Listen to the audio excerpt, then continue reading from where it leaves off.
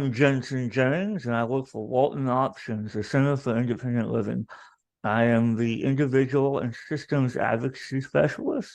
So I usually go out into the community and speak with organizations, state and local leaders about what's important to the disability community. We talk about transportation, housing, healthcare, and education. So in my capacity as the individual and systems advocacy specialist, I get to do a lot of neat work and impactful work, I like to think. So it's kind of interesting. So the ADA and I are the same age. I'm 6 months older though. So I was born in November of '89, and obviously ADA is signed into law July 26th of '99. Excuse me, 1990. Uh, so I'm only 6 months without having the ADA be signed into law. But as you and I both know, that the law didn't really become in full effect until 1994, where all those enumerated rights were, this has to be there by, in 4 years' time, for the most part, from what I understand. Some things went into immediate effect, other things had a transitional timeline. Oh, the horror stories, I think, we go back to most legislation kind of adds on to most big civil rights legislations start off with a smaller or more uh, not as defined. So, like, the 1973 Rehabilitation Act, really does give kind of relative birth to the Americans with Disability Act. I mean, obviously, the Americans with Disability Act um, expands what the 504 and all those elements of the 1973 Rehabilitation Act. But before either of those laws, we were second class citizens. We really weren't full citizens of the United States, which is wild.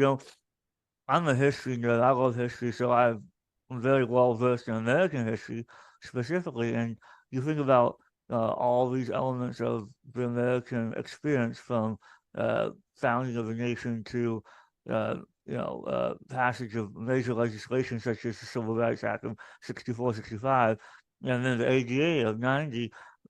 It's wild that almost the entirety of the nation's history happened when a massive population of the citizenry were not fully seen as American citizens, or not at least given the rights that that a good amount of the, at the time, sometimes white male citizens of the United States. So it was really sad, and I think hopeless. What must have felt hopeless. I would say I'm lucky that I was born 6 months after, even though maybe we didn't have the full, it hadn't fully gone into effect until '94. But I did not get to, I was not put into an institution. I mean, I wasn't put into an institution. I probably would have never been. My mother is one of those feisty gals. She was not, she's like, nah, they told my mom when I was born, he would not talk. He would be a vegetable. He would not obtain any sense of self-sufficiency. And here I am. You can't shut me up. I have a degree from the University of California, and I've worked for the state legislature in California. I ran for the state legislature here in South Carolina last year for the 81st district down in Aiken. So you can't shut me up. I mean, I'm an advocate now through and through. But that's because I was born at a time in American history where we actually sought to expand the rights of all. And we didn't have this cowardly and kind of selfish thought process that I think is really emerging now. Like, we have the ADA, but I think we're in a weird kind of area in American history where we're having people who are like, oh my God, equity. Equity means that this person is doing something that I'm not. And to make somebody understand what equity is, and equity is such an important element to it, because equality and equity have to go hand in hand for it to really be effective, especially as far as the ADA is concerned, and I would say to a slightly lesser extent to the Civil Rights Acts of 1964 and 65.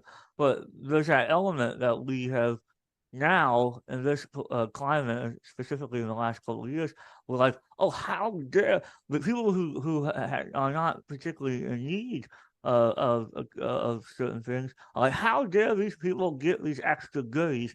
It's not extra goodies; it's just equity, so that we have the same opportunity as our fellows.